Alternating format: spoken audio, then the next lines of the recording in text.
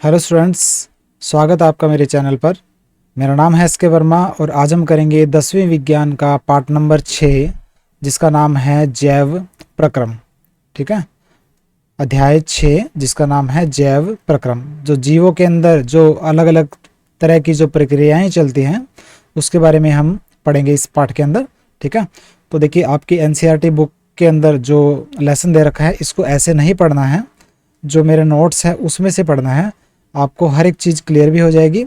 आपने नींबू में से निचोड़ को निकालना है। ठीक है, उसके नींबू के साइज पे नहीं जाना, उसका निचोड़ देखना है कि उसमें रस कितना है। तो वो जो निचोड़ या मलाई जो मैंने डाल रखी है नोट्स के अंदर डाल रखी है, डायरेक्ट उन क्वेश्चंस को याद करना है, उसी में से आपके सारे क्वेश्चन जो है एग्जाम में आ जाएंगे। ठीक है, देखिए ये मेरे नोट्स हैं, पार्ट नंबर 6 जिसका नाम है जैव प्रक्रम। ठीक है, तो देखिए जैव प्रक्रम करने से पहले सबसे पहले हमें ये पता होना चाहिए कि सजीव और निर्जीव चीजें क्या होती हैं। देखिए सजीव, ठीक है, सजीव एंड निर्जीव। सजीव कोई भी वस्तु जिसमें जीवन हो उसे सजीव कहते हैं। ठीक है, जैसे कि मनुष्य, गाय, भैंस, कुत्ता, बिल्ली वगैरह सभी के अंदर जीवन है। पौधों के अंदर भी जीवन होता है तो उसको भी सजीव बोलेंगे। जबकि कोई भी वस्तु जिसमें जीवन ना हो उसे क्या बोलेंगे हम, निर्जीव। ठीक है, डेड, डेड बोल देते हैं इंग्लिश के अंदर। और सजीव को क्या बोलते हैं, अलाइव या लिविंग। ठीक है, कोई भी वस्तु जिसमें जीवन हो उसको बोलेंगे सजीव, और कोई भी वस्तु जिसमें जीवन ना हो उसको बोलेंगे निर्जीव। जैसे मेज, कुर्सी, पेन, पेंसिल, ये क्या है, इनके अंदर जीवन तो नहीं होता, इनको दर्द वगैरह नहीं होएगा।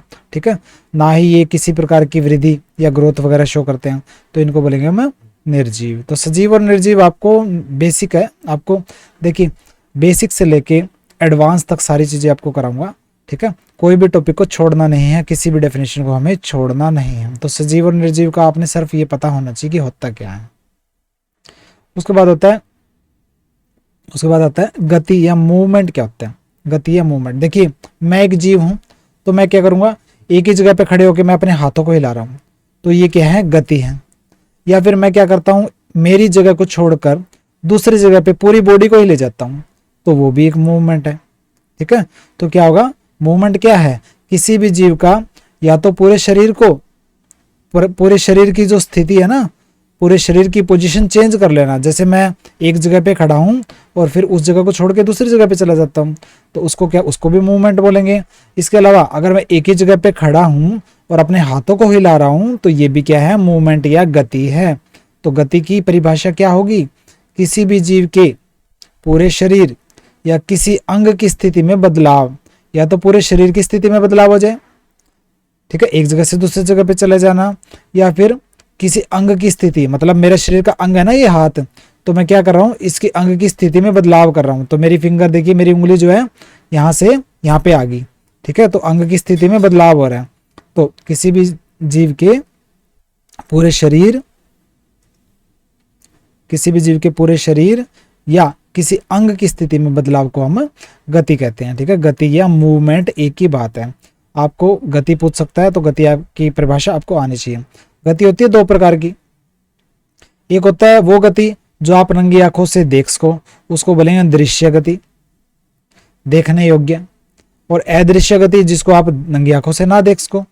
ठीक है, तो दृश्य गति कौन सी होती है, किसी भी जीव के पूरे शरीर या किसी अंग की स्थिति में बदलाव, किसी भी जीव के पूरे शरीर की स्थिति में बदलाव हो रहा हो, या फिर उसके किसी अंग की स्थिति में बदलाव हो रहा हो जिसे आप नंगी आंखों से देख सकते हो। ठीक है, उसे हम दृश्य गति कहते हैं। जैसे मैं बोल रहा हूं तो मुझे आप देख सकते हो ना कि मेरे जो अंग है, जैसे मेरा मुंह है, मेरा अंग है, उसकी स्थिति में बदलाव हो रहा है, आप देख रहे हो। ठीक है, या फिर मैं एक जगह पे खड़ा हूं, अपने हाथों वगैरह को हिला रहा हूं, तो मेरे अंगों की स्थिति में बदलाव को आप देख रहे हो। तो ऐसी गति को जिसको आप नंगी आंखों से देख सकते हो उसे बोलेंगे हम दृश्य गति। जैसे कि दौड़ता हुआ कुत्ता, ठीक है, कोई चिल्लाता हुआ मनुष्य है, बहुत सारे उदाहरण है इसके, जैसे चलती हुई कार वगैरह, ये निर्जीव चीजों के उदाहरण आ जाएंगे। तो हमने सजीव चीजों के उदाहरण देने हैं। दौड़ता हुआ कुत्ता है, चिल्लाता हुआ मनुष्य वगैरह है। ठीक है, तो चलता हुआ कोई इंसान है, तो ये क्या है, दृश्य गति है, आपको दिखाई दे जाएगा कि गति हो रही है। उसके बाद है अदृश्य गति। दृश्य गति पढ़ा हमने। अदृश्य गति क्या होती है? अदृश्य गति किसी भी जीव के पूरे शरीर की स्थिति में बदलाव या उस जीव के किसी अंग की स्थिति में बदलाव जो आपको नंगी आंखों से ना दिखाई दे। ठीक है, किसी भी जीव के पूरे शरीर या किसी अंग की स्थिति में बदलाव जिसे नंगी आंखों से ना देखा जा सके, उसे क्या बोलेंगे? अदृश्य गति बोलेंगे। जैसे पदार्थों का कोशिका से अंदर या बाहर जाना। देखिए कोशिका की संरचना आपको पता है। जैसे अमीबा का उदाहरण ले लेता हूं मैं। अमीबा एक कोशिका वाला जीव होता है, ठीक है। और बाहर ये मान लीजिए कोई पदार्थ पड़ा है और ये इसकी कोशिका झिल्ली है, ये इसका न्यूक्लियस है केंद्रक, और ये इसके गुणसूत्र है क्रोमोसोम। ठीक है, तो ये पदार्थ क्या करेंगे? कोशिका झिल्ली के अंदर क्या होगा? छेद होते हैं। तो ये पदार्थ क्या करेंगे? बाहर से अंदर आए या फिर अंदर से कोई पदार्थ बाहर चला जाए। तो ऐसी गति क्या आपको नंगी आंखों से दिखाई देगी? नहीं दिखाई देगी, क्योंकि अकेला अमीबा ही आपको दिखाई नहीं दे रहा। तो उसके अमीबा के अंदर कोई पदार्थ जा रहा है कोशिका झिल्ली को क्रॉस करके, या फिर अंदर से कोई पदार्थ बाहर आ रहा है, तो कहां से दिखाई देने वाला है? गति तो हो रही है ना, पदार्थ अंदर जा रहे हैं बाहर आ रहे हैं, या अमीबा चल रहा है तो आपको दिखाई देगा? नहीं दिखाई देगा, आपको अमीबा ही नहीं दिखाई देगा। तो आपको अमीबा चलता हुआ कहां से दिखाई देगा? तो पदार्थों का कोशिका से अंदर या बाहर जाना, ये अदृश्य गति है। ठीक है, हमारे शरीर के अंदर क्या होते हैं? बहुत सारे पदार्थ हैं हमारी कोशिकाओं के अंदर जा रहे हैं बाहर आ रहे हैं, तो आप क्या नंगी आंखों से उनको देख सकते हो? नहीं देख सकते। तो ऐसी गति को हम क्या बोलेंगे? अदृश्य गति बोलेंगे। ठीक है, तो गति की हमने परिभाषा पढ़ी। दृश्य गति और अदृश्य गति क्या होती है ये हमने पढ़ा। अब हम पढ़ेंगे विषाणु क्या होता है। विषाणु या वायरस, ठीक है, सबसे खतरनाक जो बीमारी पैदा करने वाले जीव अब तक जो माने गए हैं उनको विषाणुओं को माना गया है। विषाणु एक कोशिका वाले जीव होते हैं। ठीक है, अलग अलग संरचना, जैसे कोरोना वायरस जैसे चला हुआ है आजकल, तो कोरोना वायरस है एक, अलग अलग एड्स का वायरस है, उनकी जो है संरचना, जो स्ट्रक्चर जो है ना, आकार वगैरह अलग अलग होगा। ठीक है, तो विषाणु एक कोशिका वाले जीव होते हैं जो जीव के शरीर के बाहर तो निर्जीव होते हैं। ठीक है, जैसे कि कोई भी विषाणु है ना, जैसे हवा के अंदर है, हवा के अंदर वो डेड है, निर्जीव है, लेकिन जैसे ही हमारी बॉडी के अंदर, हमारे शरीर के अंदर वो प्रवेश करेगा तो वो क्या हो जाएगा? एक्टिव हो जाएगा, मतलब कि सक्रिय हो जाएगा और सजीव माने जिंदा हो जाएगा एक किस्म से। ठीक है, और उसको क्या बोलेंगे? हम विषाणु बोलेंगे। तो विषाणु एक कोशिका वाले जीव जो किसी जीव के शरीर के बाहर तो निर्जीव होते हैं, परंतु शरीर के अंदर प्रवेश करने पर सजीव और सक्रिय हो जाते हैं।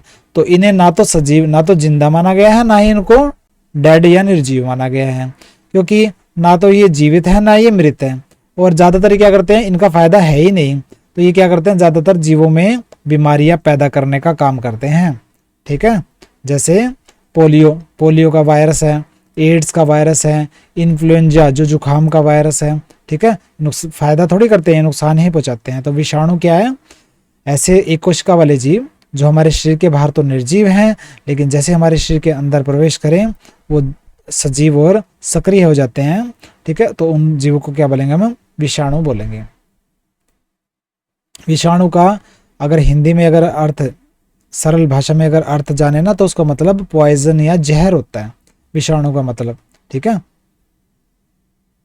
उसके बाद आता है जैव प्रक्रम क्या होता है। यहाँ से आपका जो पाठ है ना, जो मेन स्टार्ट हो गया जैव प्रक्रम, क्योंकि हम पाठ का नाम है जैव प्रक्रम, तो जैव प्रक्रम की परिभाषा यहाँ से स्टार्ट होगी। जैव प्रक्रम क्या होता है? जीवों में होने वाली प्रक्रियाएं, वे प्रक्रियाएं जो किसी जीव के शरीर में होती हैं और उसके जीवन को बनाए रखने के लिए आवश्यक हैं। ठीक है, अब मैं एक जीव हूँ, मेरे शरीर के अंदर बहुत सारी ऐसी प्रक्रियाएं चल रही हैं जो कि मेरे शरीर में हो रही हैं और मेरे जीवन को बनाए रखने के लिए जरूरी हैं। उन प्रक्रियाओं को क्या बोलेंगे? हम जैव प्रक्रम बोलेंगे। कौन कौन सी प्रक्रियाएं? जैसे श्वसन मैंने सांस लेना, रक्त परिसंचरण मैंने खून की जो नलियों में संचारित होना। ठीक है, पोषण मैंने भोजन का ग्रहण करना और उसको पचाना। तो ये क्या है? जैव प्रक्रम कहलाती हैं। वो प्रक्रियाएं जो किसी जीव के शरीर के अंदर होती हैं और उसके जीवन को बनाए रखने के लिए जरूरी होती है, उनको बोलेंगे हम जैव प्रक्रम। जैसे पोषण, श्वसन सांस लेना, रक्त परिसंचरण। ठीक है, रक्त का परिसंचरण माने घूमना हमारे खून की नलियों में, रक्त की नलियों में। तो ये जैव प्रक्रम की परिभाषा हो गई। अब जैव प्रक्रम का पार्ट है, तो इसके अंदर जैव प्रक्रम के अंदर सबसे हम पहले पढ़ेंगे कौन कौन से जैव प्रक्रियाएं पढ़ेंगे। सबसे पहले पोषण पढ़ेंगे, ये एक जैव प्रक्रम है, ठीक है। पोषण जरूरी है हमारे शरीर के अंदर होना, क्योंकि पोषण के बिना हमें एनर्जी ऊर्जा नहीं मिलेगी और हम मर जाएंगे। तो पोषण को ही इंग्लिश में बोलते हैं न्यूट्रिशन, ठीक है। तो देखिए आराम से करना है, सोचना है, जो मैं लेसन आपको पढ़ा रहा हूँ ना, पाठ पढ़ा रहा हूँ, तो आपने ऐसे जल्दबाजी के अंदर लेक्चर नहीं लगाना है, आपने आराम से सोचना है, ठीक है, जो मैं पढ़ा रहा हूँ। तो पोषण क्या है? वह प्रक्रिया जिसमें कोई भी जीव, ये दोबारा आ गया जिसमें, इसको काट देता हूं मैं, ठीक कर दूंगा नोट्स में। वह प्रक्रिया जिसमें कोई भी जीव भोजन को अपने शरीर के अंदर लेता है और उसे पचाकर उसमें से ऊर्जा अवशोषित कर लेता है, ठीक है, उसको बोलते हैं पोषण। वह प्रक्रिया, देखिए मैंने भोजन खाया, भोजन को मैं शरीर के अंदर ले गया, उस भोजन को मैंने छोटे टुकड़ों में तोड़ा और उस भोजन से मैंने ऊर्जा अवशोषित मैंने सोख ली या ग्रहण कर ली। तो इस प्रक्रिया को क्या बोलेंगे हम? पोषण। भोजन को शरीर के अंदर ले जाना और उसे पचाकर उसमें से ऊर्जा ग्रहण कर लेना, उसको बोलेंगे प्रक्रिया को पोषण बोलेंगे, ठीक है। अब पोषण दो प्रकार का होता है, एक होता है स्वपोषण, एक होता है विषम पोषण। स्व मैंने खुद, विषम मैंने दूसरा। जब कोई भी जीव अपना भोजन खुद बना लेता है, ठीक है, उसको बोलेंगे स्वपोषण। और जब कोई भी जीव अपना भोजन खुद ना बना पाए, वो दूसरे पौधों या किसी दूसरे जीव से भोजन ग्रहण कर लेता है, उसको बोलेंगे हम विषम पोषण। बिल्कुल आसान है, देखिए स्वपोषण। लेकिन देखिए समझाना और याद करने के अंदर फर्क होता है। जो चीजें मैंने समझाई आपको याद भी होनी चाहिए, वरना पेपर के अंदर लिखोगे क्या? तो वही लिखना है जो मैंने नोट्स के अंदर डाल रखा है, बिल्कुल आसान तरीके से। स्वपोषण, देखिए हरे पौधे, जो हरे पौधे हैं, और कुछ बैक्टीरिया भी ऐसे होते हैं, जो बैक्टीरिया या जीवाणु बोल देते हैं हिंदी में, वो हवा में मौजूद अकार्बनिक पदार्थों का प्रयोग करके अपना भोजन खुद बना सकते हैं। अकार्बनिक, देखिए दो प्रकार के पदार्थ होते हैं, एक होता है कार्बनिक, एक होता है अकार्बनिक, ठीक है। एक होता है कार्बनिक पदार्थ, एक होता है अकार्बनिक पदार्थ। ध्यान रखना कार्बनिक और अकार्बनिक क्या होता है। कार्बनिक पदार्थ वे पदार्थ होते हैं जिनमें क्या होगा? मेनली कार्बन होगा, हाइड्रोजन हो सकता है और दूसरे तत्व भी हो सकते हैं, ठीक है। लेकिन अकार्बनिक पदार्थ क्या होते हैं? ये ना जीवित जो चीजें हैं, जो जीवित सजीव जो चीजें हैं, उनसे मिलते हैं कार्बनिक पदार्थ, ठीक है। और अकार्बनिक, जैसे कि कार्बनिक पदार्थ में आ जाता है जैसे ग्लूकोज C6H12O6, ठीक है, कार्बनिक पदार्थ। जबकि अकार्बनिक पदार्थ, इनके अंदर भी वैसे कार्बन होता है, ठीक है, लेकिन क्या होगा? ये निर्जीव चीजों से, जैसे मिट्टी से, पानी से, हवा से, इनसे मिलते हैं, इनको अकार्बनिक पदार्थ बोलते हैं। कार्बन होगा, ठीक है, और दूसरा तत्व भी हो सकता है, ठीक है, कार्बन। और इसके अलावा कार्बन इनके अंदर भी होता है, कार्बन इनके अंदर भी होता है, लेकिन फर्क क्या होता है? इसके अंदर ये सजीव चीजों से मिलते हैं, ये निर्जीव चीजों से मिलते हैं, जैसे कार्बन डाइऑक्साइड, ठीक है, H2O ना भी हो कार्बन, ये भी हो सकता है, ठीक है। कार्बन वैसे दोनों के अंदर हो सकता है, कार्बनिक और अकार्बनिक। जैसे H2O, ये क्या है? अकार्बनिक, ठीक है, ये वातावरण से मिलता है पानी। तो क्या हो जाएगा? कार्बनिक और अकार्बनिक मैंने वैसे आपको समझाने के लिए बता दिया। तो हरे पौधे हैं और बहुत सारे जो बैक्टीरिया हैं, कई बैक्टीरिया ऐसे होते हैं जो कि क्या कर सकते हैं? हवा में मौजूद जैसे कार्बन डाइऑक्साइड, ठीक है, और हरे पौधे करते हैं ना, हवा में मौजूद कार्बन डाइऑक्साइड और जमीन से क्या लेते हैं? पानी ले लेते हैं H2O, और वो क्या करते हैं? अपना भोजन खुद बना लेते हैं। तो ऐसे पोषण को क्या बोलेंगे? स्वयं स्वपोषण बोलेंगे। हरे पौधे और कुछ बैक्टीरिया हवा में मौजूद अकार्बनिक पदार्थों का प्रयोग करके, अकार्बनिक पदार्थ कौन से हो गए? जैसे कार्बन डाइऑक्साइड, पानी वगैरह, अपना भोजन खुद बना सकते हैं। तो ऐसे जीवों को हम क्या बोलेंगे? ऐसे जीवों को तो बोलेंगे हम स्वयंपोषी जीव, और पोषण को बोलेंगे स्वपोषण, ठीक है, खुद का भोजन खुद बनाना। उसके बाद आता है विषम पोषण। क्या होता है? विषम मैंने दूसरा। अधिकतर जीव क्या होते हैं? देखिए हरे पौधे और बैक्टीरिया तो अपना भोजन खुद बना लेते हैं, लेकिन बहुत सारे जीव, ज्यादातर जो जीव होंगे ना, अपना खुद भोजन नहीं बना पाते, और वे भोजन के लिए क्या करेंगे? या तो दूसरे पौधों को खाएंगे या फिर दूसरे जीवों पर जो है वो निर्भर हैं, दूसरे जीवों को खाएंगे। उन जीवों ने भी तो पौधों को ही खाया था। तो ऐसे जीवों को हम क्या बोलेंगे? विषम पोषी जीव बोलेंगे, ठीक है, विषम पोषी जीव। जो जीव अपना भोजन खुद ना बना सके और वो दूसरे पौधों से या जीवों को खाकर भोजन ग्रहण करते हैं उनको बोलेंगे विषमपोषी जीव, जैसे कि इंसान, मनुष्य, ठीक है। गाय हैं, भैंस है, ये क्या करता है, अपना भोजन थोड़े बनाते हैं, ठीक है। ये क्या करते हैं, पौधों वगैरह को खाते हैं, और हम क्या करते हैं, पौधों को भी खा लेते हैं या किसी जीव को खा लेते हैं। तो अपना भोजन खुद थोड़ी बनाते हैं, पौधे पौधे बनाते हैं खुद का भोजन, या फिर कुछ बैक्टीरिया बना सकते हैं। तो हमें बोलेंगे विषमपोषी जीव, और पोषण को बोलेंगे विषम पोषण, ठीक है। तो आज के लेक्चर के अंदर हम इतना ही करेंगे।